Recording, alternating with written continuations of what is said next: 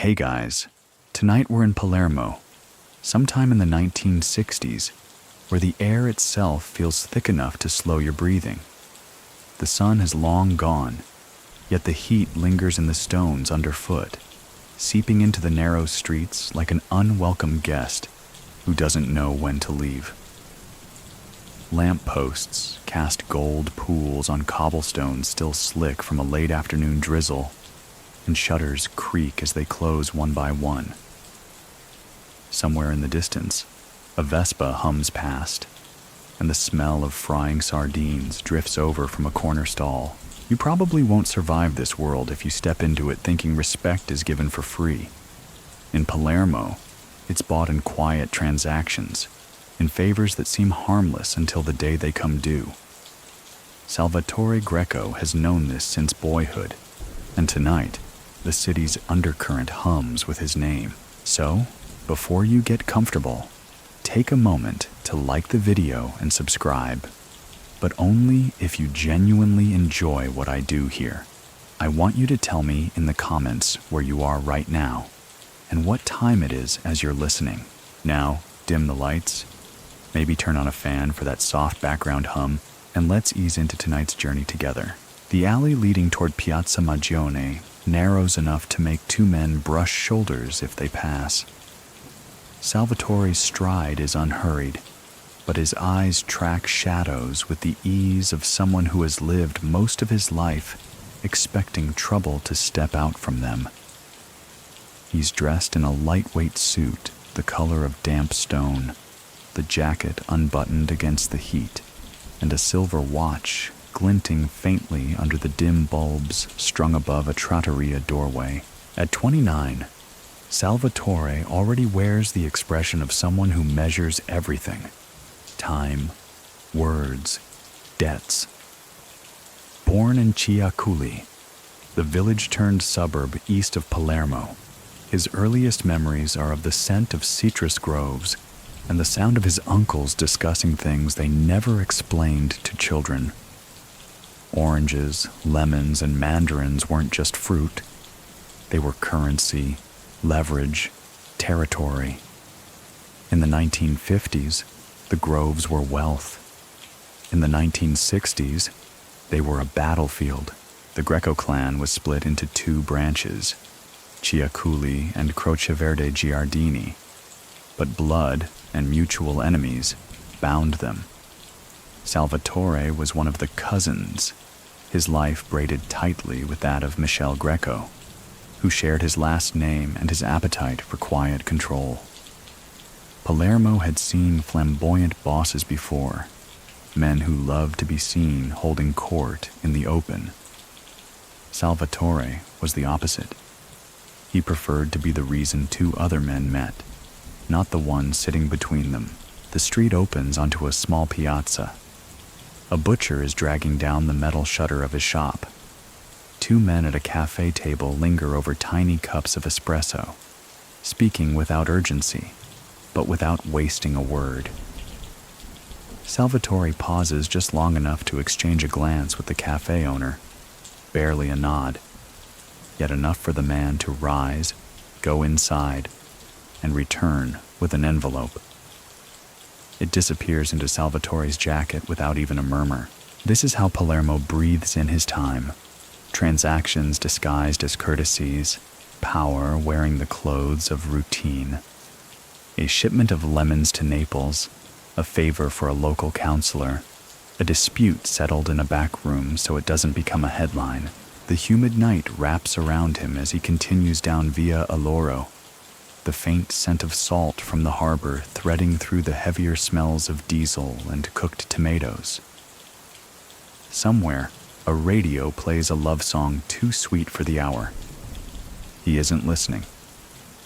Salvatore is thinking about the next meeting, the next handshake, the next move that will keep him ahead of both rivals and friends. In Palermo, the difference between those two is often no thicker than the skin of a lemon.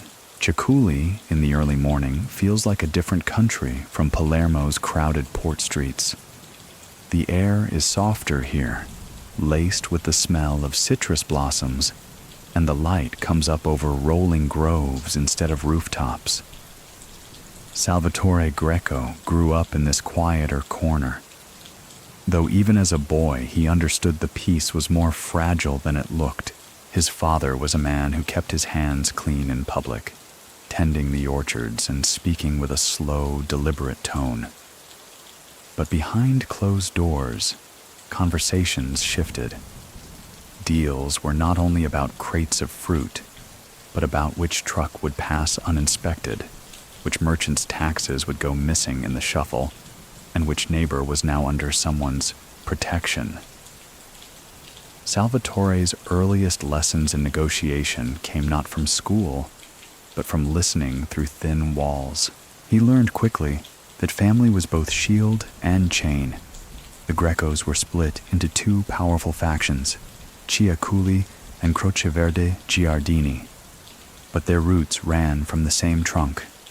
Feuds in other clans ended in blood. In the Greco family, grudges were buried under layers of obligation. That unity, fragile though it was, gave them a weight in Palermo's underworld that few could match. By the time Salvatore was a teenager, the citrus business was at its height. Oranges and lemons from Ciaculli were prized across Italy and beyond, their sale as carefully managed as any illicit shipment. The groves were not just fields, they were vaults. You guarded them with armed men, the way bankers guarded cash. Even the harvest had a code.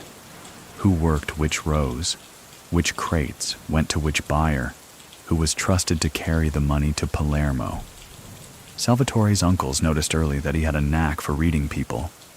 He could spot hesitation in a handshake, a lie tucked in a smile. At Sunday lunches, where pasta trays steamed in the middle of the table and wine bottles were never empty, he would watch the older men pass plates, slip folded notes between them, and steer talk away from dangerous edges. One summer afternoon, while helping load a cart bound for the city, he overheard his father speaking to Michel about the cousin's turn coming soon. He didn't fully grasp the weight of the words, but he felt the shift. Michel was older by a few years, more outwardly charming, but Salvatore understood that charm without discretion was like a door without a lock. If they were to lead together, he knew his role would be the one in the shadows. The village itself was a kind of map for what would follow.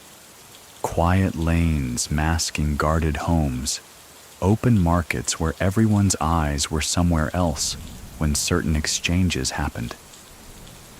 From the church steps, you could see the neat rows of citrus trees stretching into the hills, and you could almost believe life here was simple.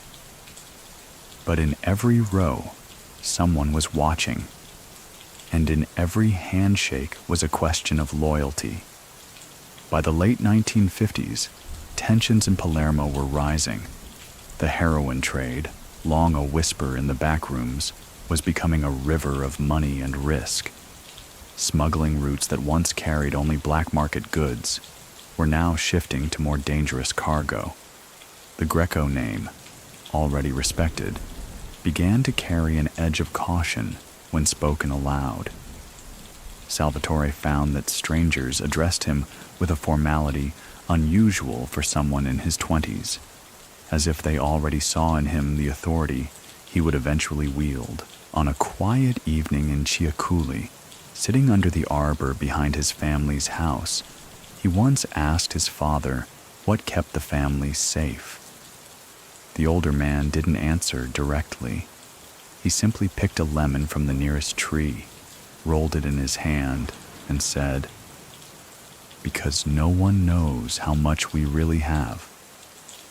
Salvatore understood then that survival came not from being feared or loved alone, but from being underestimated until the moment you couldn't be ignored. It was a lesson he would carry into every street, every meeting, every silent nod exchanged in the alleys of Palermo. The cousins' pact was not signed, not spoken in front of witnesses, and not written down in any ledger. but it might as well have been carved into the stone of Ciaculli's church steps. Salvatore and Michele Greco were bound by blood, by the weight of their surname, and by an understanding that together they could hold Palermo in their hands. They were different men in style. Michele was a smooth talker, always ready with a warm smile for strangers and an easy laugh in the company of friends.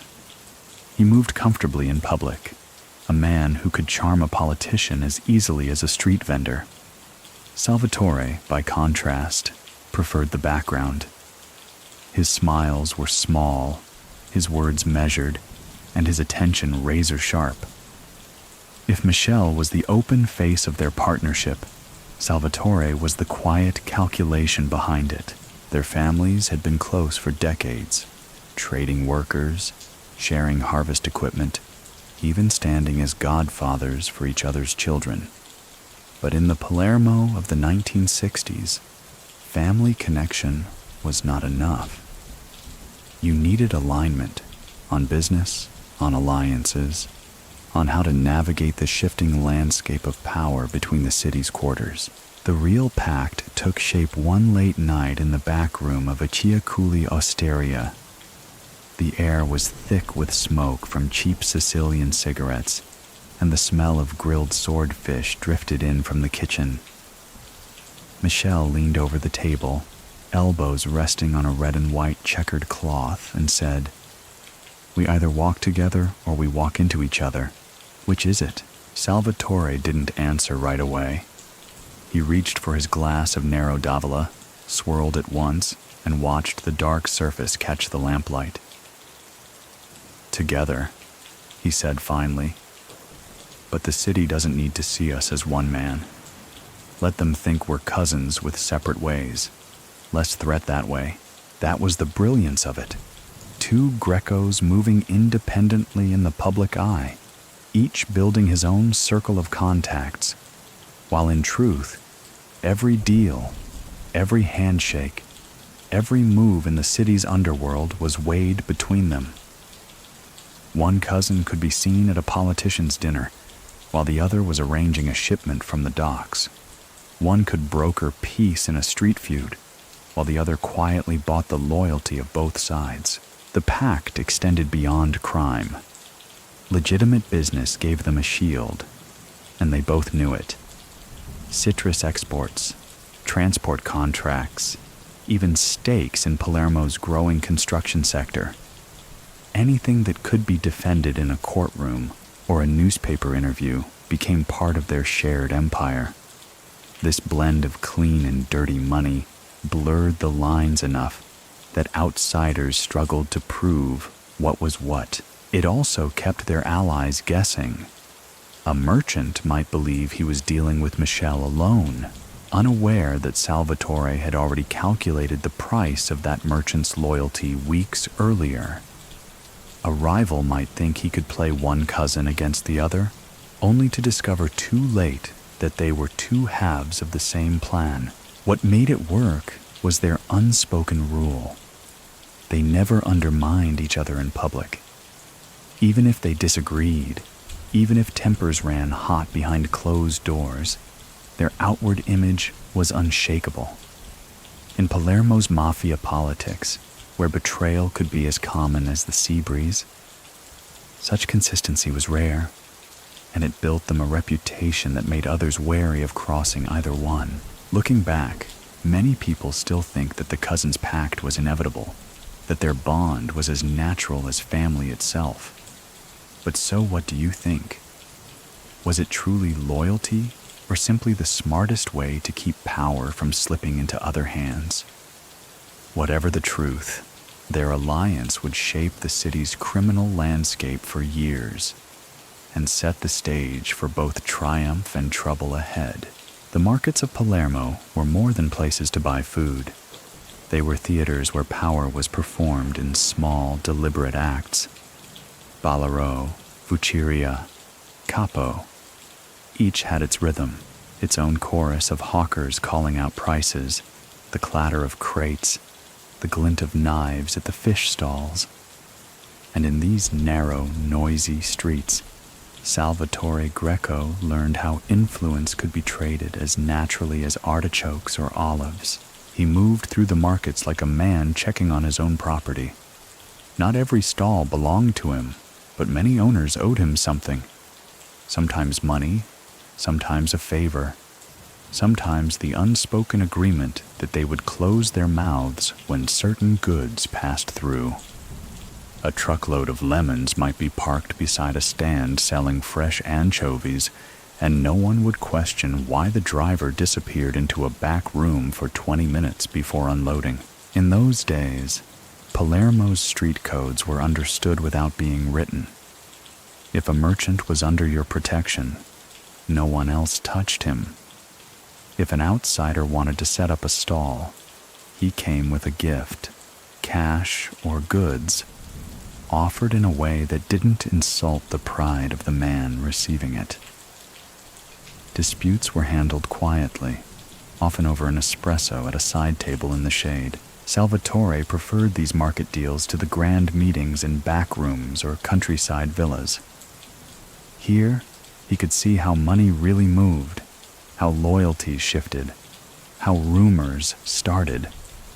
He knew the butcher who heard gossip from the fishermen, who heard it from the dock workers, who heard it from the men unloading cargo that didn't appear on any manifest. By the time word reached Salvatore, he could trace it back to its source, like a fisherman following the current. The citrus trade was the perfect cover. A shipment bound for Naples or Rome might carry crates of oranges with something more valuable hidden beneath the top layer. The routes were well established, the drivers well paid, and the paperwork clean enough to pass a quick inspection. If a customs officer lingered too long, someone higher up in the chain would remind him how unpleasant it was to lose your job in a city where work was scarce. One morning, at Vucciria Market, Salvatore spotted a young vendor setting up without the usual nod to the older stallholders.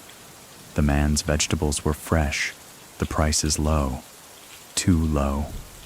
Salvatore approached slowly, picking up a tomato, weighing it in his hand. "You have family here?" he asked casually. The vendor shook his head. "From Agrigento," he said. "Just arrived." Salvatore smiled thinly. "Then you should meet the people who keep this market running." An hour later, the vendor had agreed to pay a small percentage of his earnings for the privilege of doing business without trouble. To him, it was a tax. To Salvatore, it was proof that the old codes still worked if you enforced them with a steady hand and a polite voice. These small arrangements kept the city's underworld humming without drawing unnecessary attention. Police knew something happened in the markets, but without witnesses willing to speak and without obvious violence, there was little they could do. The produce stalls became more than commerce. They were nodes in a network, each one a listening post, a point of contact, a reminder that Salvatore's reach extended into the most ordinary corners of Palermo life. In the bustle of those markets, surrounded by the smell of fresh herbs and the shouts of bargaining women, Salvatore could see the whole city in miniature, a place where everyone was connected, and where control was maintained not by spectacle, but by the quiet weight of knowing who owed what to whom. The first time Salvatore felt the cold breath of the law on his neck, it came not from an arrest, but from a raid that shattered the stillness of a late summer morning. It began with the sound of engines, a deep mechanical growl cutting through the hum of cicadas. Trucks rolled into Chiaculi, followed by 2 jeeps and a pair of police cars. Uniformed officers spilled out like ants from a broken nest, their boots kicking up the dust of the main road. The neighbors, who had been lingering in doorways or sitting on stoops with coffee, vanished indoors as if swallowed by the earth. Salvatore had been in the courtyard, talking with one of his uncles about a shipment of lemons bound for Naples. The sudden noise made the older man's face tighten. Without a word, He motioned toward the back gate. Salvatore knew the routine. Never run, never panic, but always move as if you have somewhere else to be. The police fanned through the property, their search warrant a flimsy sheet of paper that was really just a formality. They were looking for drugs, weapons, anything that could stick. What they found was citrus, rows of crates stacked neatly, each stamped with the family's export mark. An officer cracked one open, his hands sinking into the cool fruit. Beneath the first layer, more lemons. Perfect, glossy, harmless. Salvatore watched from a shaded lane beyond the orchard as the search dragged on.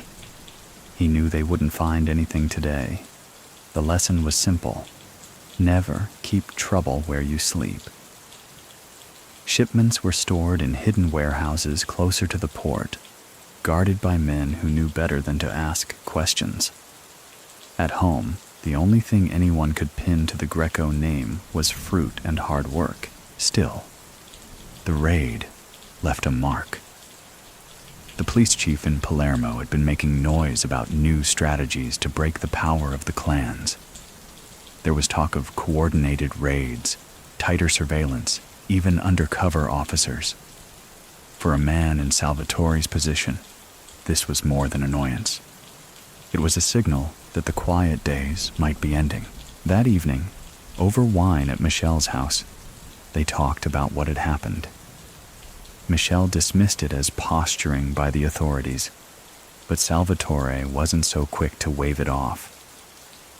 When the dogs sniff around, it's not because they're bored, he said. It's because someone pointed them our way. They began to keep a closer watch on their own circle. Drivers who had been with them for years were quietly tested, given false routes, watched to see if police appeared in the wrong place at the right time. A few men were dismissed, sent away with enough severance to keep them silent. The rest understood the message. Loyalty wasn't just expected, it was verified. For Salvatore, the raid was a reminder that power meant nothing if it couldn't survive scrutiny. It wasn't enough to be feared by rivals. You had to be untouchable to the law, or at least slippery enough to make their efforts look foolish. He began to think more strategically about where meetings were held, which properties could withstand a search, and how to ensure that nothing illegal ever passed directly through his hands. That careful distance between himself and the dirtier edges of the business would become one of his most effective shields. Many people still think that this was pure foresight, a sign of his intelligence, but perhaps it was also luck. So what do you think?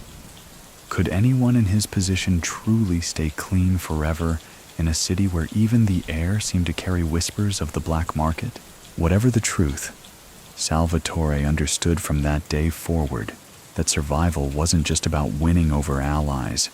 It was about outlasting the gaze of those who wanted to see him fall. By the early 1960s, Palermo's underworld was still shaped by men who had come through the war. Bosses with sunken eyes, heavy coats even in the heat, and a deep suspicion of anything new. They were the old guard, men who had learned patience in hiding and cruelty in survival. Winning their trust was not as simple as proving you could make money. You had to show restraint, respect for the hierarchy, and the ability to wait your turn without appearing weak. Salvatore approached them, like a careful chess player studying the endgame before making his first move. He didn't storm their meetings or demand a seat at the table. Instead, he worked through the men they trusted. A retired smuggler with a limp who spent afternoons at the same cafe, a former dock boss whose nephew now ran the piers, an old bookmaker who remembered when the Greco name was just another family from Chiaculi trying to survive. These veterans had little use for brash young men, but they respected silence and consistency. Salvatore never arrived empty-handed. Sometimes a bottle of good marsala, sometimes a basket of the season's first lemons, always an acknowledgement that they had built the roads he was now walking.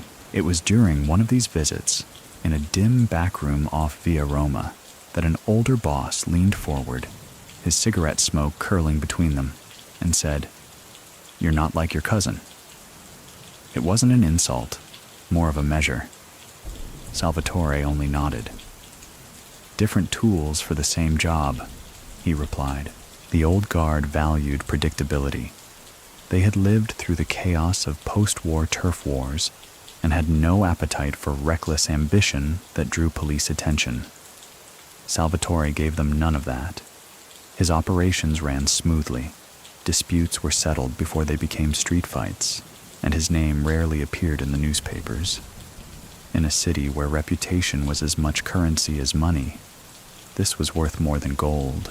Of course, some of these older bosses had dealings that went back to the Americans, men who had returned from New York or New Jersey with a different swagger, a different way of doing things.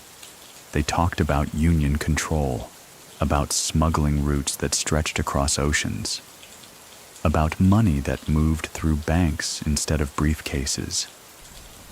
Salvatore listened carefully. He knew Palermo could not remain a provincial stronghold forever. The city was becoming a junction between Europe, Africa, and the Americas. One evening, while sharing espresso in a courtyard that smelled faintly of basil and diesel, an old smuggler told him, "If you want to stay here, you have to think beyond here." The advice lodged in Salvatore's mind like a pebble in a shoe. It wasn't about leaving Palermo. It was about extending its reach. Michel sometimes teased him for spending so much time with men old enough to be their grandfathers, but Salvatore understood that without their blessing, his moves in the city could be quietly undermined. A whispered warning from one of them could close doors faster than the police ever could. In the delicate web of Palermo's power, the old guard were not just relics, they were anchors, and by binding himself to them, Salvatore ensured that when the city shifted, he would not be swept away with the tide. In Sicily, citrus was more than agriculture. It was a kingdom unto itself. The hills around Ciaculli and Croceverde Giardini rolled with neat rows of orange and lemon trees, their green leaves shimmering under the sun, their blossoms perfuming the air in spring. To outsiders, they were picturesque. To the Greco family, they were the foundation of an empire. The citrus business brought steady, legitimate money. Export contracts to mainland Italy, shipments to France, Germany, and even the United States. All of it was above board on paper. But inside the packing houses, the crates carried more than fruit. Some held cash from protection payments hidden under layers of straw. Others concealed small packages destined for discreet hands at the docks. It was the perfect camouflage, a trade so central to Sicily's economy that to disrupt it too openly would spark political backlash. Salvatore knew every grove like the lines of his own palm. He knew which trees ripened early, which slopes held moisture longer in summer, and which rows provided the best cover for a meeting no one should witness. He also knew the workers, men whose fathers and grandfathers had harvested for the Grecos, men who would never speak out of turn because their livelihoods depended on the harvest. He ran the business with an efficiency that was rare even among his own circle. Contracts were honored, weights and measures kept fair for allies, and payments moved swiftly.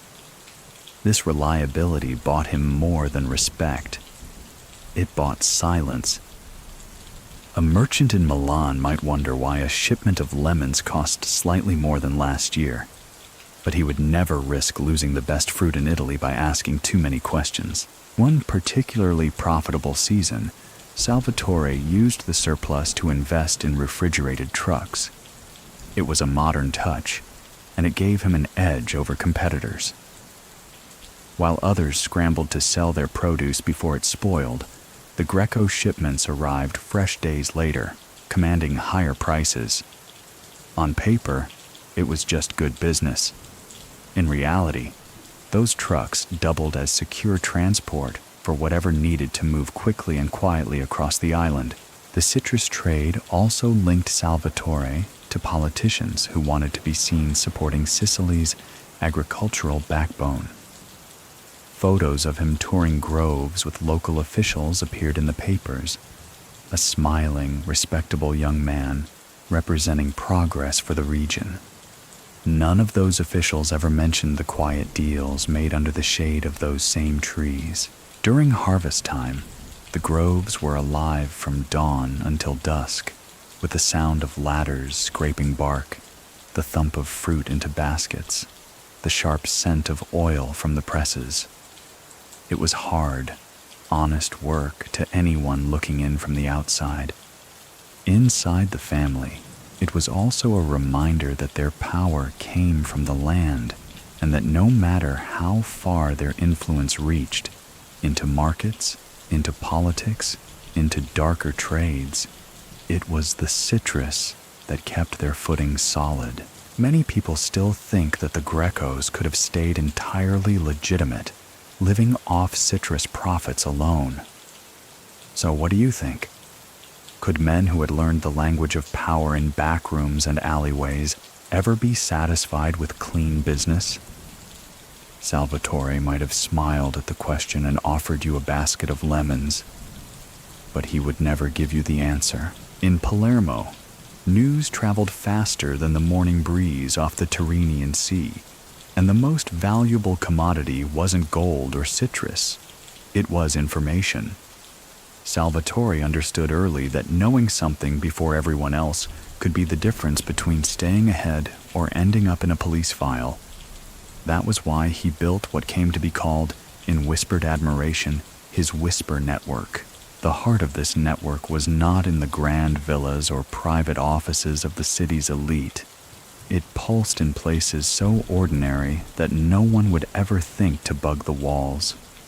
There was a narrow bar on Via Maqueda where dock workers drank bitter coffee before dawn, a barber shop in Calça where half the men came for gossip more than haircuts, a bakery whose ovens started before midnight, feeding rumors alongside bread to the first customers of the day. Salvatore cultivated these places the way others cultivated groves. He remembered names, asked after family, listened more than he spoke. A few coins here, a box of lemons there. Small gestures that bought loyalty far more effectively than threats.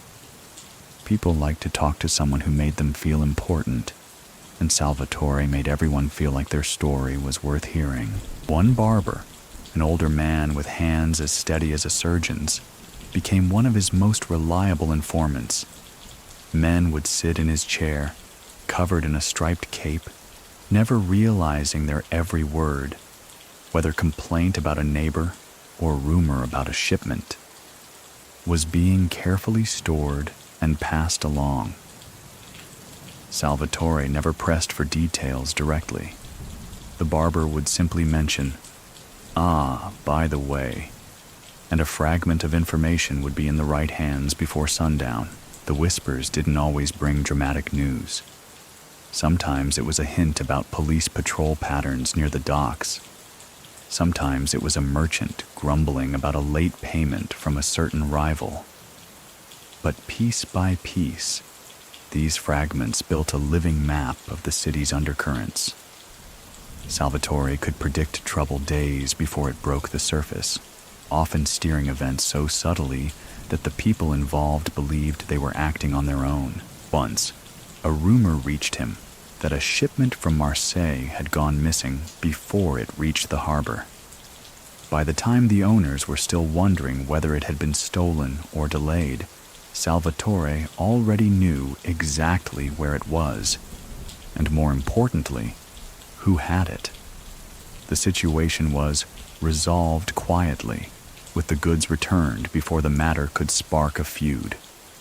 The men involved never understood how quickly the Grecos had been informed, and that was exactly how Salvatore wanted it. The beauty of the Whisper network was that it could operate in plain sight. A man could spend his day selling figs in the market and still be the thread connecting 3 different corners of the city's underworld. And because the information was gathered in such small, ordinary moments, there was never one big leak to plug, only dozens of little streams feeding into Salvatore's hands. In time, people began to notice that Salvatore always seemed to arrive just before a deal went bad, or just after the police left. They wondered if he had a 6th sense for trouble. He didn't correct them.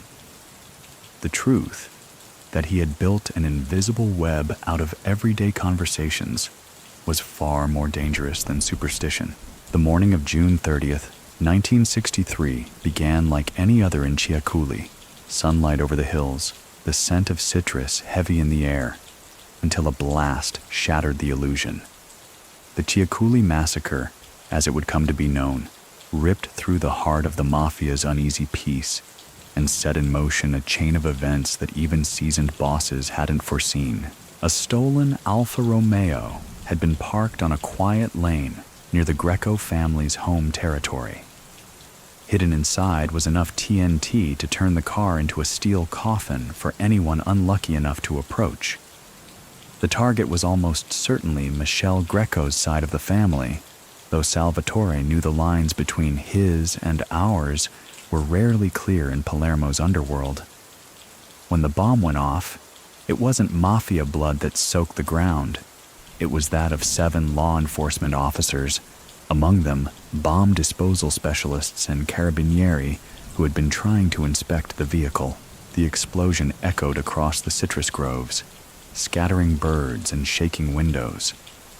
Salvatore heard it from a hillside path, the vibration running through the soles of his shoes. In that instant, he knew Palermo would never be the same. The state could turn a blind eye to certain crimes, but killing police, especially in such a public and brutal way, was something no amount of bribes or political favors could smooth over.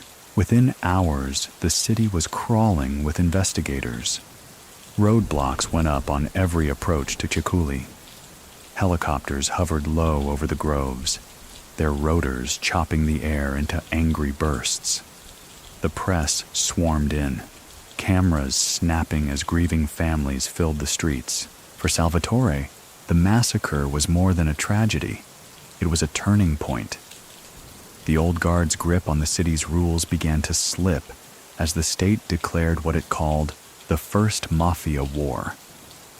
Raids became constant. Safe houses that had been secure for decades were turned inside out by squads of officers. Friends became liabilities overnight. He and Michel met that evening in a shuttered warehouse by the port. The air smelled of salt and diesel, the shadows stretching long under a single hanging bulb. Michel's jaw was tight, his voice low. "This wasn't our way," he said. "This was loud. Too loud." Salvatore agreed, but the question hung between them. Who had lit the fuse? Theories bloomed like weeds. Some blamed rival clans, eager to tip the balance of power. Others whispered about foreign connections, drug shipments gone wrong, debts repaid in explosives. Many people still think that the truth was buried deliberately, that too many powerful figures had something to gain from leaving the real culprit unnamed. So, what do you think? Was it revenge, or was it a message? Whatever the motive, the aftermath was devastating. The massacre gave the government the excuse it needed to launch an unprecedented crackdown. Hundreds of suspected mafiosi were arrested in sweeping operations. Assets were seized. Families who had stayed untouched for generations suddenly found their names in the papers. Salvatore adapted quickly. He pulled back from visible operations, leaving public dealings to trusted intermediaries. He closed certain routes, shifted shipments to quieter channels, and avoided gatherings large enough to draw attention. The cousins' pact became more vital than ever, each move coordinated in whispers to keep from triggering the next raid. But even with caution, the Tiaculi massacre had changed the city's rhythm. Fear sat heavier in every meeting, every market, every backroom deal. And Salvatore knew one thing with certainty. Palermo's days of operating in comfortable shadows were over. The spotlight had found them, and it wasn't going away. When the streets of Palermo grew tense, Salvatore learned to disappear without ever leaving the city. It was an art, not an act of vanishing into thin air, but of slipping into the folds of the place so seamlessly that even those looking for him could pass within arm's reach without noticing. The safest routes were not always the shortest. From the harbor to the old Calça quarter, Salvatore could take a series of narrow streets where laundry hung overhead like faded flags, and the smell of frying sardines masked the salt air. A left turn here, a right turn there, and suddenly the noise of the main piazza was a memory. He moved through Palermo like someone rearranging chess pieces on a board only he could see. Safe houses were scattered through these streets, each with a specific purpose. One was above a bakery whose ovens burned all night, the constant heat and scent disguising the presence of visitors at odd hours. Another sat behind an unmarked green door, its only furniture, a table, 4 chairs, and a telephone that never rang unless it mattered. Salvatore didn't keep personal belongings in any of them. If he left in a hurry, there would be nothing for the police to find. During the months after the Tiaculi massacre, these routes and hideaways became lifelines. The police had grown bold, and raids now came at any hour. Even an innocent night of cards could turn into a trap if the company was wrong. Salvatore limited his movements to places where the owners owed him enough loyalty to risk a fine, or where his arrival could be disguised as a casual visit. His ability to blend in was helped by his lack of obvious markers. He didn't dress like a movie gangster. No flashy suits or heavy rings. A simple jacket, clean shoes, and a face that gave away nothing made him forgettable in a crowd. That was the point. Palermo had too many men who wanted to be noticed. Salvatore survived by being the one no one could quite remember. Once, a plainclothes officer followed him from the Piazza San Domenico market, weaving through the midday bustle. Salvatore took him on a quiet tour of alleys, stopping twice to chat with acquaintances and once to buy bread. By the time they emerged near the port, the officer had been drawn into a group of men unloading crates, distracted just long enough for Salvatore to slip into a doorway and vanish. When the officer realized he'd lost his quarry, Salvatore was already sitting in a back room 2 streets away, sipping espresso and discussing a shipment with a trusted contact. It wasn't only about avoiding the police. Rivals also hunted each other in those days, and Palermo's narrow streets could be as deadly as they were charming. A corner turned too quickly. A door opened at the wrong time. These could be the last moments of a man's life. Salvatore's discipline kept him from making those mistakes. He never walked the same route 2 days in a row, never left a meeting by the same door he'd entered, never trusted the same driver for too long. In those tense months, Palermo became a city of shadows for him, each alley a potential refuge or a trap. And in learning to navigate it unseen, Salvatore mastered the skill that would keep him alive long after others had been taken by prison cells, bullets, or betrayal. In Palermo, politics and business were threads of the same cloth, and Salvatore knew how to weave himself into that fabric without ever appearing in the pattern. The men in City Hall might never admit to knowing him, but they knew his groves, his trucks, and his influence. For them, the citrus trade was a symbol of Sicilian pride. For him, it was the polite doorway into their offices. Introductions were rarely direct. A local councilor might attend a charity dinner hosted by a businessman whose construction firm relied on Greco-controlled transport. A handshake at such an event could be the start of an arrangement that looked perfectly legal on paper. It wasn't about envelopes stuffed with cash, at least not always. Sometimes it was a promise that a shipment would reach Milan without inspection. Sometimes it was help with securing building permits for a friendly contractor. The first real link came through an agricultural cooperative that Salvatore quietly backed. On the surface, it was a fine cause, improving export infrastructure for Sicilian farmers. Behind the scenes, it gave him the excuse to meet influential men over coffee in the council chambers, talking about tariffs and shipping rates while planting the seeds of more private understandings. One councilor, a man with a thick mustache and a taste for imported cigars, became a particularly valuable ally. He could stall proposals that might harm the Greco's operations or speed through approvals that benefited them.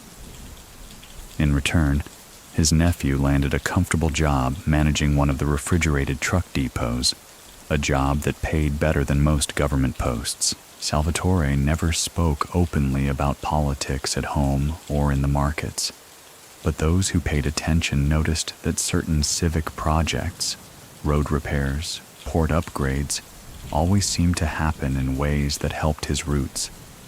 And when a new police chief was appointed, the councilor made sure the introduction happened, not in an office, but at a wedding reception, where it could be brushed off as a coincidence. In the smoky back rooms of Palermo's cafes, Salvatore's name was never mentioned directly in political circles, but his influence was felt like the weight of a hand on your shoulder. You didn't need to see it to know it was there. One evening, over espresso in a quiet corner of a trattoria, Michel remarked that these political friendships were like keeping a caged bird. Feed it, keep it warm, and it will sing when you need it to. Salvatore only nodded, because he knew the truth was more delicate. Politicians could change with the wind, and a friend in City Hall today could be an enemy tomorrow. His approach was always the same: never rely on one man, and never leave him in a position where he can harm you without harming himself. Many people still think that without these political threads, the cousins could never have ruled Palermo as they did. So what do you think? Were they the true architects of their own power? Or were they simply clever enough to ride the currents already flowing through the city? Whatever the answer, Salvatore knew this: politics could lift you higher than any street deal, and it could drop you just as fast.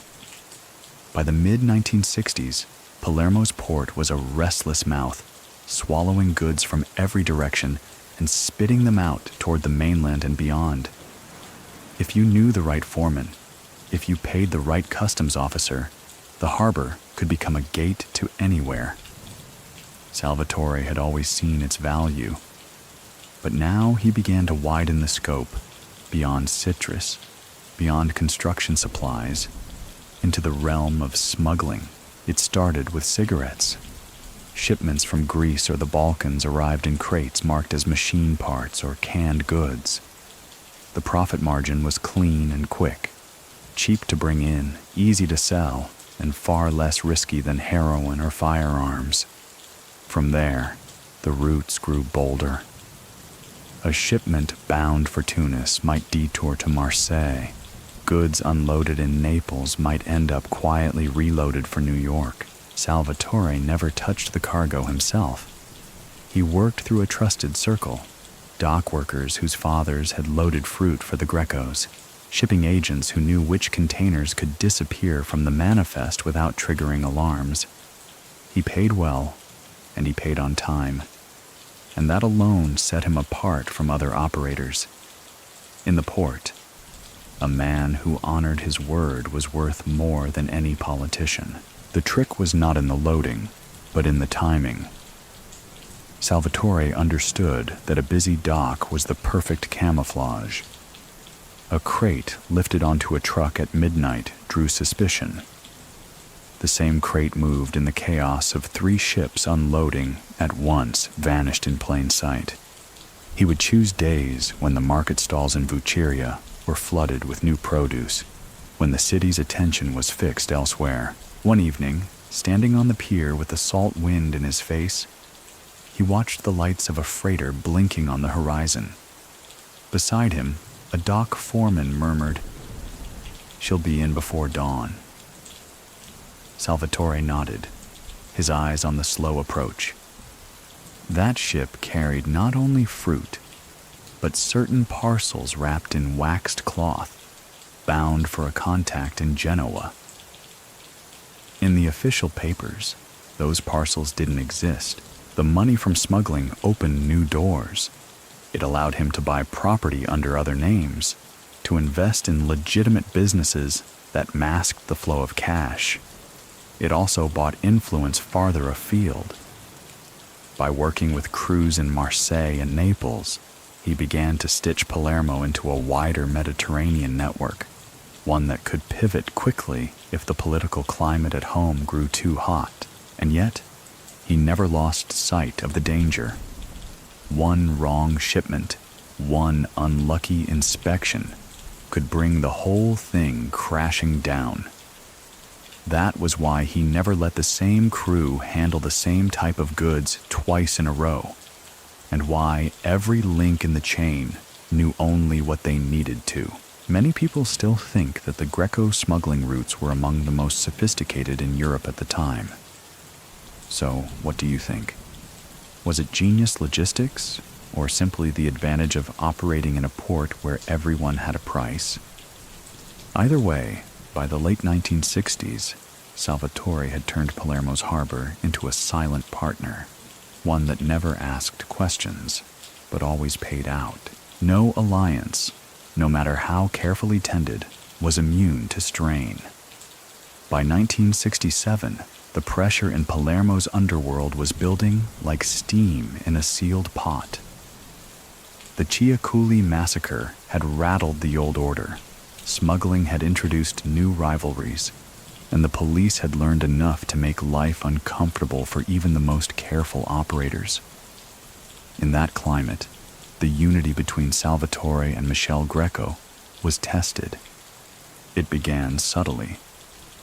A contact in Milan mentioned that a citrus shipment had been diverted to a different distributor without warning. Salvatore had arranged the deal himself, yet Michel's men had handled the unloading. At first, Salvatore brushed it off as a misunderstanding. Shipments moved quickly, paperwork shifted, mistakes happened. But when it happened again, with a more valuable cargo, the pattern became harder to ignore. Michel was not reckless, but he was more willing to gamble on fast money. He had cultivated ties to newer, younger figures in the city, men eager to prove themselves, but too green to understand that a sudden profit could cost you years of stability. Salvatore preferred the long game, the steady accumulation of influence that made rivals hesitate before lifting a hand against him. One evening, in a shuttered restaurant near Piazza Marina, the cousins sat across from each other, the smell of frying oil still lingering in the air. "We said we'd walk separate paths to the same place," Salvatore said quietly. Michel leaned back, expression unreadable. "And we will, but the road changes." The tension wasn't open warfare. Far from it. In public, they still appeared aligned, but each began to hold certain cards closer to the chest. Salvatore kept some of his smuggling arrangements entirely separate from Michel's reach. Michel, in turn, made moves in construction contracts that Salvatore only heard about after the ink was dry. Rivals noticed. A Calabrian intermediary hinted at space in the Greco arrangement, as if he might exploit it. Salvatore shut that down with a single meeting. No threats, just a reminder that trying to wedge himself between the cousins would be bad for business in ways the man couldn't afford. Still, the crack was there. The Whisper network brought him fragments of conversations. Michelle speaking warmly about new allies, some of whom Salvatore distrusted. It was nothing solid enough to accuse, but enough to make him move more cautiously. Many people still think that this was the moment when the Greco partnership began its slow decline. So, what do you think? Was it inevitable that two men with different instincts would drift apart? Or was it simply the cost of surviving too long in a city where everyone's loyalties shifted with the wind? For Salvatore, the answer didn't matter. What mattered was that he adjusted. Every meeting now had an alternate plan. Every shipment had a backup route. And every promise, no matter how close the friend or family member making it, was weighed against the reality that in Palermo, even blood could thin under enough pressure. The idea of a formal governing body for the mafia had floated through Palermo's air for years, whispered over espresso and debated in the back rooms of smoke-heavy trattorias. By the late 1960s, the pressure from police raids, political shifts, and rivalries made it more than a theory. It became a necessity. Salvatore Greco was not the loudest voice in the room when the first commission meeting was proposed, but he was one of the sharpest minds to see its potential. The commission would be a council of bosses, each representing their territory, tasked with settling disputes, approving new ventures, and ensuring that no one's ambition endangered the whole. It was meant to be a stabilizing force, a way to prevent the kind of chaos that had led to the Chiaculi massacre. The idea had appeal: fewer street shootings, less open warfare, more coordinated profit. But it also meant giving up a measure of independence, something no man at that table liked to do. The meeting was held in the countryside, in a villa whose whitewashed walls glowed faintly under the moonlight. Around a long wooden table, the city's most influential men sat with glasses of wine and plates of antipasti that were barely touched. Michelle, more at ease with public speaking, opened the discussion. Salvatore sat 2 seats away, listening, weighing every word, watching who glanced at whom when certain names were mentioned. When his turn came, he spoke briefly. "If we don't decide our rules, the state will decide them for us." It was a simple line, but it struck the room like a hammer. The older bosses nodded. They remembered how swiftly the government had moved after the massacre. Younger men shifted in their seats, reluctant but unable to argue the point. The first commission was a fragile thing, built on mutual benefit but threaded with suspicion. Decisions required consensus, and consensus was not always easy. Still, the fact that it existed at all was remarkable, a sign that the mafia in Palermo was willing, for the moment, to act like a single organism rather than a collection of hungry predators. Salvatore saw the opportunity beyond the table. The commission gave him a stage without demanding he stand in the spotlight. He could shape policy from his seat, influence votes through quiet conversations before meetings, and ensure that his interests were protected without painting a target on his back. Michelle, more visible, could absorb public attention, leaving Salvatore free to maneuver in the shadows. Yet, even in its earliest days, the commission revealed fault lines. Disputes over smuggling routes, political favors, and territory flared quickly. Some members saw it as a tool for stability. Others saw it as a way to legitimize their dominance.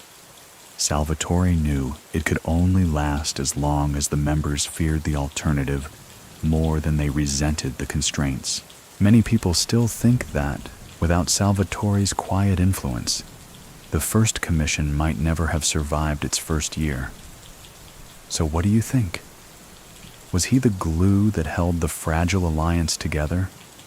Or just a man smart enough to keep his enemies focused on someone else? Either way, the night of that first meeting marked a shift in Palermo's underworld. A shift Salvatore intended to use to his advantage for as long as it lasted. The police chief who arrived in Palermo in the late 1960s was not like his predecessors. He didn't drink with local politicians, didn't accept gifts during the holidays, and didn't vanish for long lunches in the company of well-connected businessmen. His name was Carlo Ventresca, a lean man with a hawk's gaze and the kind of military posture that made his uniform seem part of his skin. From the moment he set foot in the city, Ventresca made it clear that his mission was personal. He had served in Calabria during the worst of its organized crime crackdowns, and had built a reputation for keeping files so thick that some men swore he slept in his office. He spoke little, but his eyes seemed to gather everything: faces, routes, habits. Salvatore noticed the change almost immediately. Roadblocks were no longer routine exercises to be waved through with a nod. Officers carried clipboards, checking manifests against lists they shouldn't have had. Men from the harbor began reporting that strangers, plainclothes detectives, were asking about cargo that hadn't even been unloaded yet. The first direct brush came on a damp Tuesday morning. Salvatore was walking along Via Roma when Ventresca himself stepped from a side street, falling into step beside him without invitation. "Mr. Greco," he said, his tone polite but laced with steel. "You've been very busy for someone whose tax records are so tidy." Salvatore gave him a small, unreadable smile. Agriculture is a demanding trade. Ventresca didn't break eye contact. So is my work. Then he was gone, leaving the faint smell of cigarette smoke in the air. It became a game of sorts. Ventresca would appear unexpectedly. A funeral in Monreal, a ribbon cutting at a citrus warehouse, even once at a cafe in Palermo. Always watching, never arresting, as if collecting pieces for a puzzle he didn't yet have the heart to finish. Salvatore responded in kind, keeping his moves subtle, his contacts shielded by layers of intermediaries. He also adapted his meeting style. Instead of gathering in predictable places, he arranged chance encounters in church courtyards, at soccer matches, or in the crowd outside the opera house. A conversation might look like small talk about the weather, but behind the smiles were instructions that could move thousands of lyre or shift an entire shipment. The pressure worked both ways. Ventresca's men were stretched thin, and the more they chased one lead, the more Salvatore ensured another slipped past unnoticed. It was a balance, a tense, quiet standoff, where neither man made a reckless move, but both knew the other was searching for an opening. Many people still think that if Ventresca had stayed longer, he might have been the one to finally bring Salvatore down. So what do you think? Was the chief closing in, or was Salvatore simply letting him get close enough to believe it? Whatever the truth, the months that followed proved one thing. In Palermo, survival was as much about reading your hunter as it was about hiding from him. When the pressure grew too heavy, Salvatore didn't flee Sicily. He folded himself deeper into it. The art of disappearing without crossing the sea was something he'd perfected long before the police chief's shadow began to follow him. In a city like Palermo, escape wasn't about distance. It was about invisibility. He had a rotation of bolt holes scattered across the province, each selected for a specific purpose. One was a stone farmhouse in the hills above Bagheria, shielded by olive groves that rustled in the wind like 1,000 whispering hands. Another was a cramped apartment in the Albergheria district, its single balcony draped with laundry that made it blend perfectly into the chaotic street below. A third was so ordinary it was brilliant, a room above a hardware shop in Villabate, where the constant clatter of tools and customers made any visitor's presence forgettable within minutes. These safe havens were never stocked for comfort. There were no personal photos, no books, no clothes beyond what was needed. Each place held only the basics: a bed, a table, a small stove, and whatever supplies might be needed to last a few nights. Salvatore believed that the moment a hideout became comfortable, it also became dangerous. Comfort made you linger, and lingering made you visible. He moved between them without pattern. Sometimes he'd stay in one for less than a day, using it only as a meeting point before slipping away again. Sometimes he'd vanish into a rural spot for a week, tending to nothing more than the fire in the hearth and the silence of the countryside. Communication from hiding was another craft. Salvatore never used phones from the safe houses. Instead, he relied on a network of runners, men and women who could pass messages in the course of their ordinary work. A dock worker delivering supplies to a market might also hand a folded note to a grocer, who would then send it tucked into the pages of a newspaper sold to the right customer. Every link in the chain knew only the person directly before and after them, so if one link broke, the rest remained intact. There were moments when this life in the shadows felt almost like a retreat. Away from the constant din of Palermo's streets, Salvatore could think, plan, and sharpen his understanding of the shifting alliances in the city. But the stillness was deceptive. Each time he returned, the streets had changed slightly. A new face at a market stall, a different man leaning against a doorway in Calça, a quiet absence where an old contact used to be. Once, during a brief stay in the Bagheria farmhouse, he heard a car slow on the dirt road outside. He stood in the doorway, unseen behind the dark interior, and watched as a black sedan paused, then moved on. The taillights disappeared into the night, but he didn't move for several minutes.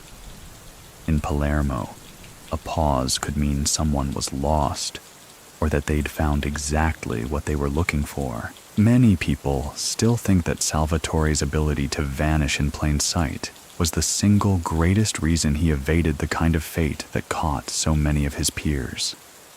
So what do you think? Was it skill, luck, or the quiet advantage of never being where your enemies expected you to be?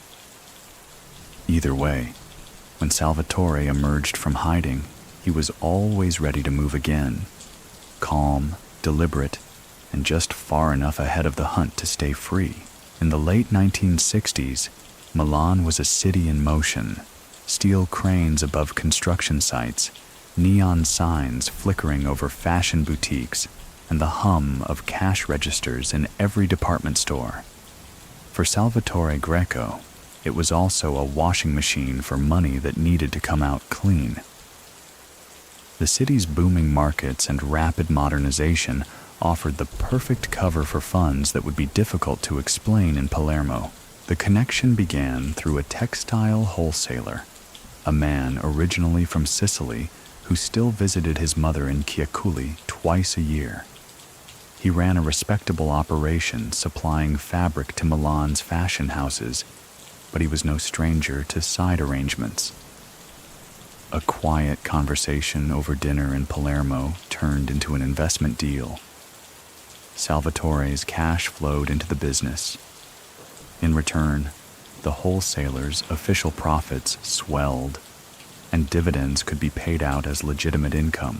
From there, the network in Milan expanded. Real estate was a natural choice. Salvatore acquired small apartment buildings under the names of distant relatives or shell companies set up by cooperative accountants. Rents came in monthly, steady and unremarkable, each liar now scrubbed of its history. The city also offered anonymity. In Palermo, everyone knew who the Grecos were, no matter how clean their public image. In Milan, Salvatore could walk through Galleria Vittorio Emanuele II in a tailored coat, blend with businessmen, and be just another southerner chasing opportunity in the north.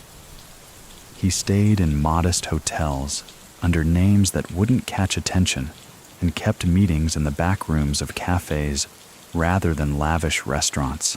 The laundering operations were as much about connections as cash. Milan's financial circles were tight-knit, but they valued money and reliability above all. Salvatore never missed a payment, never defaulted on a promise. Bank managers who didn't ask questions about where deposits originated found their branches rewarded with steady business. Lawyers who smoothed over the paperwork for a property sale could expect well-paid referrals in the months to come. He also used Milan as a bridge to Europe. Goods and cash could move through its airports and railways with far less scrutiny than Sicily's ports. A shipment might leave Palermo in a refrigerated truck, arrive in Milan as agricultural produce, and be on a train to Zurich or Paris by nightfall. The paper trail was neat, the goods logged and stamped, official in every way that mattered. One rainy evening, standing under the glass roof of the Galleria, Salvatore lit a cigarette and watched the city's crowd swirl past. A man approached, a banker he'd met only twice before, and slipped him a folded piece of paper. Inside was confirmation that a large sum had been successfully reinvested through a chain of legitimate companies. No need for further discussion. Both men understood that the transaction was complete and invisible. Many people still think that Milan was the true key to Salvatore's long-term survival, that without its markets and its discreet professionals, his empire would have crumbled under the weight of unspent cash. So what do you think? Was it the city's opportunities? Or was it simply that Salvatore had the patience to build a second web far from the eyes of Palermo's hunters? Whatever the reason, by the end of the decade, Milan had become more than a financial refuge. It was the quiet twin to his Sicilian stronghold. Betrayal rarely came from strangers in Palermo. It came from men who had eaten at your table, shared your wine, and sworn loyalty with their eyes steady on yours. For Salvatore, the warning signs appeared like faint cracks in old stone, easy to miss until the structure shifted. The man's name was Paolo Rizzo, a lieutenant who had been with the Greco circle for nearly a decade. Paolo came from a fishing family in Sferacavallo, quick with a joke and quicker with a blade when trouble needed settling. He handled mid-level arrangements, collecting payments, smoothing disputes among market vendors, ensuring shipments left the harbor without incident. Salvatore valued him for his efficiency and for the way he seemed to know everyone without attracting police attention. The first hint of trouble came through the whisper network. A baker in Calsa mentioned that Paolo had been seen more often in the company of a rival clan's younger men. It wasn't unusual for crews to mingle at cafes or weddings, but the frequency caught Salvatore's attention. Then a shipment of imported cigarettes vanished between the dock and its delivery point. No violence, no police seizure, just gone. Salvatore didn't move immediately. In Palermo, reacting too quickly could alert the wrong people. Instead, he arranged to have Paolo join him for lunch in a quiet trattoria near the botanical gardens. The meal was pleasant, the wine good. They spoke of fishing, of the coming citrus harvest, of small market gossip. Salvatore never mentioned the cigarettes, but he watched the way Paolo's eyes shifted, how he seemed to measure each word before speaking. A week later, the missing shipment reappeared in the hands of men tied to the rival clan. The cargo was intact, but the message was clear. Paolo had brokered a side deal, selling access for his own profit. It wasn't the money that stung. It was the breach of the one rule Salvatore valued above all: loyalty first. He didn't confront Paolo in anger. That wasn't his style. Instead, he invited him to accompany a small group on what was described as a routine delivery to a rural contact. The route took them through winding roads lined with olive trees, far from the sound of the city. At a roadside stop, Salvatore stepped aside with two trusted men. Paolo was told he had reached the end of his road, not in loud threats, but in a few quiet words that made it clear he would not return to Palermo. Many people still think that Paolo's betrayal was inevitable, that in a city of constant temptations, even the most loyal men eventually turned. So what do you think? Was it greed, fear, or simply the belief that he could outwit the man who had taught him caution? Whatever the cause, Salvatore made sure the lesson traveled back to the city without details. The whisper network carried only this: no one crossed the cousins and walked the same streets again. Weddings in Palermo were more than family affairs. They were summits. The food was lavish, the music loud, and the guest list an intricate web of alliances stitched together with handshakes and polite nods. It was at one such wedding, in the spring of 1968, that Salvatore Greco managed to conduct 3 separate negotiations without leaving his table. The bride was the daughter of a respected citrus merchant. The groom's uncle ran one of the city's most influential trucking companies. The match itself was a merging of legitimate businesses, but the guest list told another story. Politicians, businessmen, market bosses, and figures from the darker corners of Palermo's economy mingled under the same tent, each toasting the couple while quietly measuring who else had shown up. Salvatore arrived with Michelle, both dressed in tailored suits that carried no ostentation. Their entrance was met with a ripple of acknowledgement, a tilt of a glass here, a clasp of hands there. They took their seats near the head table, but not so close as to overshadow the family. Salvatore knew the value of placement. He wanted to be visible enough to be sought out, but not so central that every conversation was overheard. The first approach came from a man tied to the port authority, sliding into the seat beside him as the antipasti were served. In under 5 minutes, they agreed on adjustments to a shipping schedule that would keep certain cargoes out of sight during a planned inspection. The conversation ended with a toast to the bride's beauty. Later, as the band played a slow Sicilian waltz, a construction magnate stopped by, speaking of future developments on land that just happened to sit on a major transport route. Salvatore listened, nodded, and left the man with the impression that the project would find no obstacles, as long as certain transport contracts were directed to Greco-friendly firms. The final negotiation came late in the evening, under the pretense of stepping outside for air.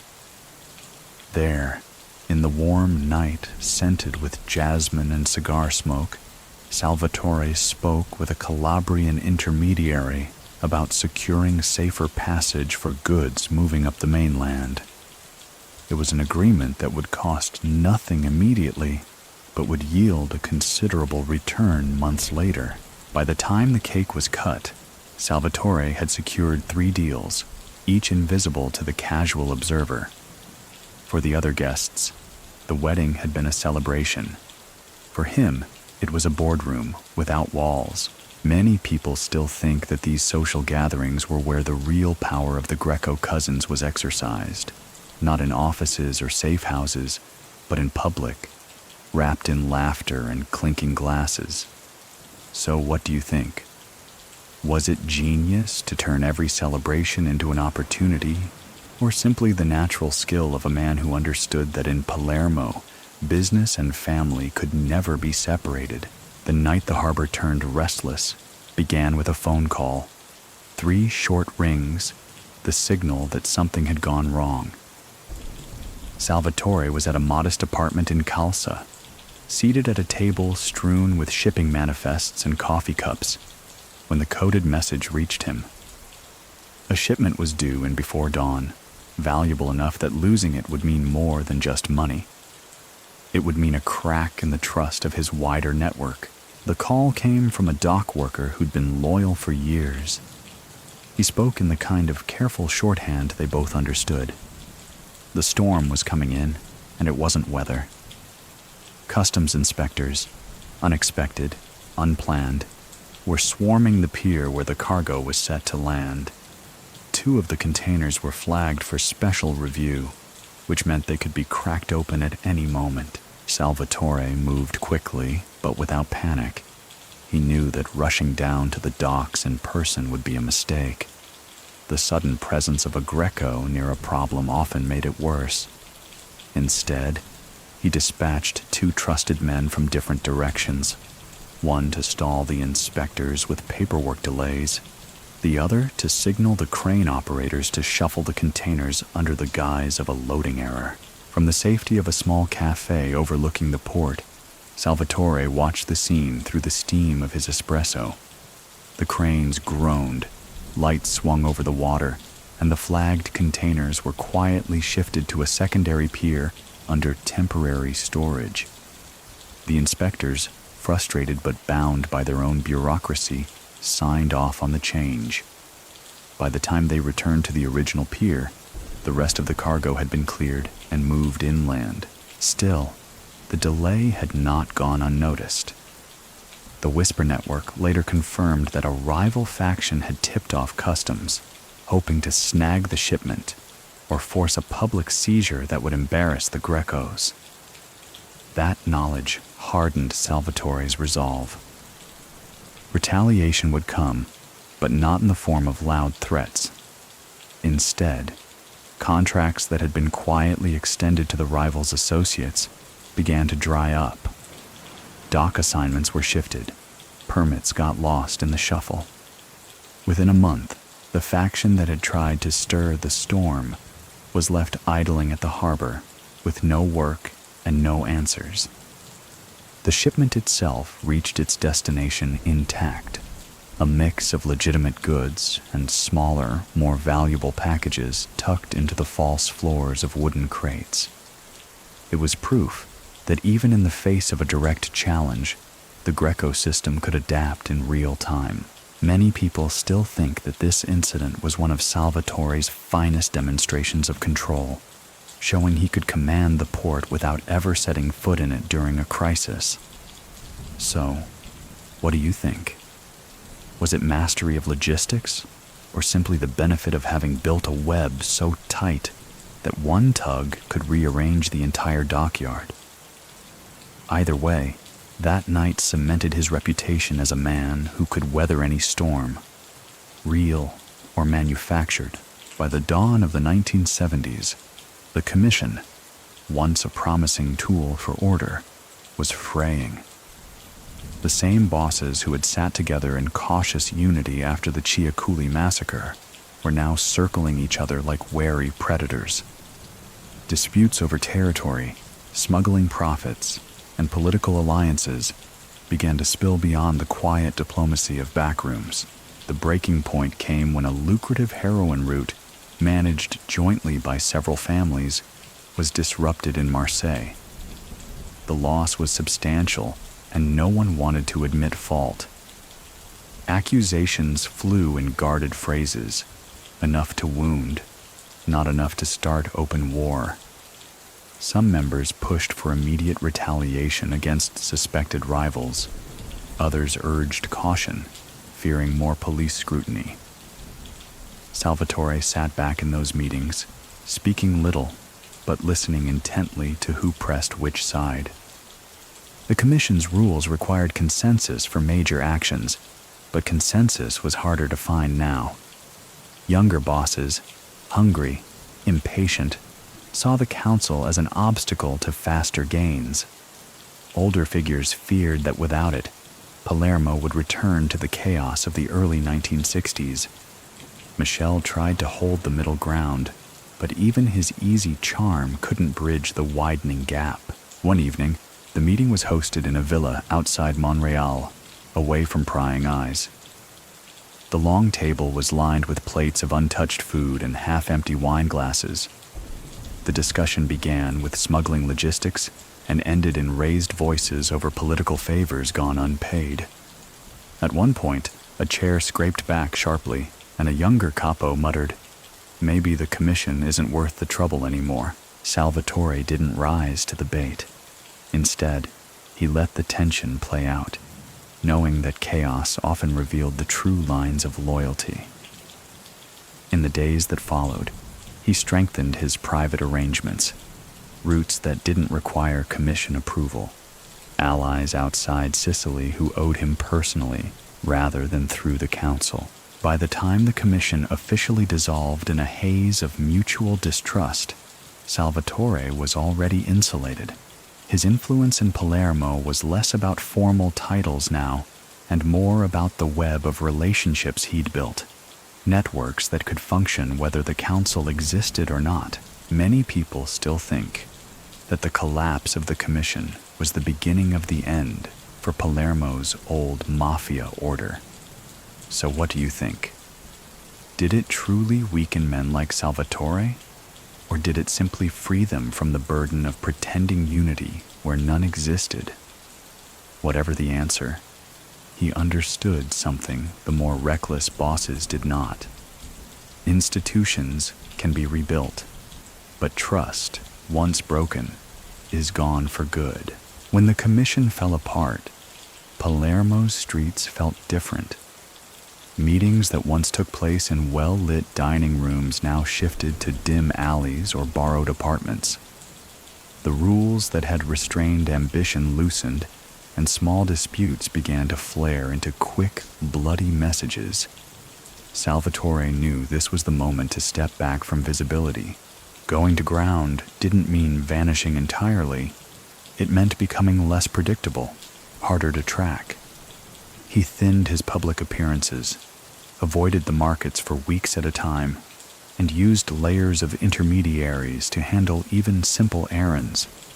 A payment that once passed directly through his hand now traveled 3 links deep before reaching its destination. Rural strongholds became more important. In the hills outside Corleone, there was a villa with shuttered windows and a courtyard overgrown with rosemary. It was owned, on paper, by a cousin's wife's family, but in practice, it was one of Salvatore's safest retreats. From there, he could host discreet meetings with allies who preferred not to be seen in the city. The isolation offered security, but also silence. Nights so still that the sound of a single car engine on the road below could wake everyone inside. Other hideouts were less romantic. A low-ceilinged stone house near San Giuseppe Giotto served as a staging point for moving goods inland, its barn stocked with enough crates and false walls to fool even a determined search. When the pressure from police or rivals grew heavy, Salvatore could stay there for days, emerging only when the whisper network confirmed the streets had cooled. Even in retreat, his influence didn't fade. The city ran on memory, and the memory of Salvatore's reach was enough to keep most rivals cautious.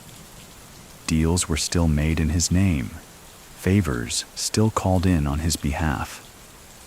The fewer people saw him, the more they speculated about what he was planning, and that uncertainty became its own form of protection. Many people still think that this period marked his slow withdrawal from power, a gentle fade into the background. So, what do you think? Was it the beginning of an exit? Or was it simply the tactical patience of a man who knew the value of letting the noise pass before stepping forward again? Whatever the answer, in those quiet months outside the city, Salvatore proved that sometimes the most powerful position isn't at the head of the table. It's the empty chair everyone keeps glancing at. By the early 1970s, Palermo was no longer just a local story. Foreign eyes had turned toward Sicily, some curious, some calculating, and some intent on dismantling the networks that had quietly flourished for decades. Investigators from France, the United States, and even Canada began appearing in the city, not as tourists, but as men and women with notebooks, cameras, and the quiet patience of those who already knew more than they admitted. The heroin trade was the main draw. International agencies suspected that Sicily's ports were part of a pipeline feeding the lucrative markets of New York and Montreal. Marseille's infamous French Connection had already proven that Mediterranean routes could make fortunes, and Palermo's geography was too perfect to ignore. Salvatore had kept his own role in such operations insulated, his name rarely attached to cargo, his involvement buried under layers of intermediaries. But the foreign investigators were not bound by the same rhythms as the local police. They didn't take coffee with old friends before a raid, and they didn't always signal their moves. One day, a contact at the port quietly warned him that two men with American accents had been asking detailed questions about refrigerated truck shipments. Another report came from Milan. A French customs officer had been spotted speaking with one of his citrus exporters at a trade fair. These were not coincidences.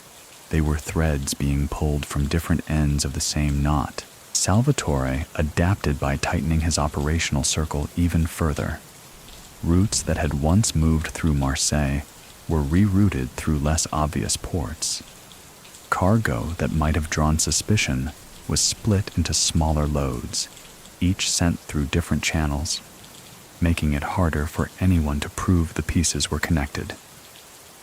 He also leaned more heavily on legitimate exports during these months, ensuring that any sudden inspection would find nothing more than fruit and olive oil. The international attention brought its own form of tension. Local allies grew nervous, fearing that cooperation with foreign agencies might tempt some to trade information for leniency abroad. Salvatore watched for signs of wavering loyalty, missed meetings, inconsistent stories, a certain restlessness in men who used to be steady. Those who worried him were quietly edged out of sensitive roles, replaced by people whose livelihoods were tied too tightly to the Grecos to risk betrayal. Many people still think that these years marked the start of a global hunt that would eventually trap men like Salvatore in nets cast from far beyond Sicily's shores. So what do you think? Was he truly beyond their reach? Or was the game simply moving into a larger arena where even the most careful players could be cornered? For now, the foreign investigators left Palermo with questions rather than convictions. But Salvatore knew the truth. Once someone starts pulling at a thread, they rarely stop until the whole fabric is in their hands. By the mid-1970s, Salvatore's presence in Palermo had become a rumor more than a sighting. Some swore they had seen him in a market alley, hands clasped behind his back as if inspecting produce. Others claimed he had left Sicily entirely. In truth, he was still there, but his steps were measured, his routes layered with enough misdirection to make certainty impossible. The quiet exit, when it came, was not announced. There were no farewells in the city squares, no final gatherings of allies. It began with the selling of certain properties, small apartment blocks, a stake in a trucking firm, even a slice of citrus land in Ciaculli. All of it was done through intermediaries, the transfers spaced out over months so that no one could see the pattern until it was complete. He also began to withdraw from day-to-day decisions. Where once he might approve a shipment's schedule or personally resolve a market dispute, those choices now passed to trusted lieutenants. They were given the impression of autonomy, but the truth was simpler. Salvatore was testing who could hold the weight without him. The final move was a relocation to a villa in the countryside, farther inland than most would expect. The property, shielded by cypress trees and hidden from the main road, had once belonged to a wine merchant. From there, he could still receive visitors, but only those whose loyalty was beyond question. The city's noise reached him only in pieces: reports from the Whisper Network, letters carried by couriers, the occasional visit from Michelle. In Palermo, his absence was felt more than it was discussed. Rivals hesitated to make bold moves, uncertain whether his retreat was genuine or simply another layer of strategy. Allies continued to invoke his name in negotiations, and in some cases, the illusion of his involvement carried more weight than his actual presence ever could. Many people still think that this was Salvatore's true genius, not the deals he made or the networks he built, but the way he could remove himself without letting go of his influence. So what do you think? Was it a graceful exit? Or was it the first step toward exile? Whatever the truth, by the time most realized he had truly gone, Salvatore was already a ghost in Palermo, a figure present in decisions, absent in body, and beyond the reach of both enemies and friends. Years after his retreat, the streets of Palermo still carried echoes of Salvatore Greco. His name surfaced in market haggles, in dockside whispers, in the way certain deals seemed to unfold with invisible guidance. For those who had lived through his reign, the memory was sharp. For the younger men coming up in the 1980s, it was a story told in fragments, half legend, half warning. The legacy he left was not marked in monuments or headlines, but in the city's muscle memory. Vendors in Palermo still remembered the days when his word could settle a dispute faster than any written contract. Dock foremen recalled that shipments under his protection arrived intact and on time, in a way that seemed almost supernatural. Even some in City Hall, long since retired, spoke of him in the same careful tone they used for earthquakes and storms. Phenomena you couldn't prevent, only endure. Chiaculi, where it had all begun, remained the quiet heart of that memory. The citrus groves still bloomed in spring, the air heavy with the scent of lemons. Some of the land had passed into new hands, yet the old workers spoke as if the trees themselves remembered who had once walked between their rows. At Sunday markets, older men would nod toward a particular stall and murmur, "That one. He used to move for Greco." No further explanation was needed. Michele carried on longer, his role more public, but even he admitted privately that without Salvatore's steady presence, the cousins' power had never been quite the same. The networks Salvatore had built remained functional for years, but like any web left untended, threads began to fray. Rivals grew bolder, politics shifted, and the city's underworld moved into a new era, faster, louder, and less disciplined. Many people still think that Palermo was quieter under Salvatore's influence, not because violence was absent, but because it was controlled. So what do you think? Was that control an act of stewardship or domination? Was the city better for the stability he enforced? Or was it simply another form of rule that wore civility as a mask? Today, the legacy survives in ways outsiders might not notice. It's in the respectful nods exchanged between certain families, in the unspoken rules still followed in the markets, in the way deals are sometimes sealed with nothing more than a glance. Palermo forgets quickly, but it remembers deeply. And in that memory, the cousin who once ruled without shouting still walks the narrow streets, just beyond the edge of sight. And now, as the noise of Palermo's streets fades, picture the city under the soft weight of night. The market stalls are shuttered, the last ferry's horn has long since echoed away, and the cobblestones gleam faintly under scattered pools of lamplight. Somewhere, the scent of lemon blossoms drifts over a courtyard, mingling with the salt air from the harbor. In this stillness, the figures and the rivalries, the meetings and betrayals, all dissolve into memory. The groves are just groves again, their fruit ripening in silence. The narrow streets no longer hold the echo of hurried footsteps.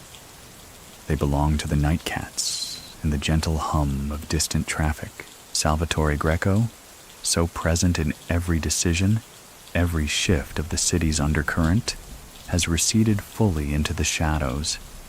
And yet, his presence lingers like the aftertaste of strong coffee, not always at the forefront, but unmistakable when it rises again. The city he shaped continues, changed and unchanged, as cities always are. Let your mind drift there for a moment, past the noise, past the headlines, into the slower rhythm of a place breathing in the dark. Imagine yourself walking one of those narrow lanes, hearing only your own steps and the occasional flutter of a bird settling in for the night. The air is warm, the stones underfoot still holding the day's heat, and every turn feels familiar. Even if you've never been here before, here, the story pauses, not with an ending, but with a soft closing of the page. Tomorrow, Palermo will wake, and its streets will once again hum with life and deals and whispers. But for now, the city, and you, can rest.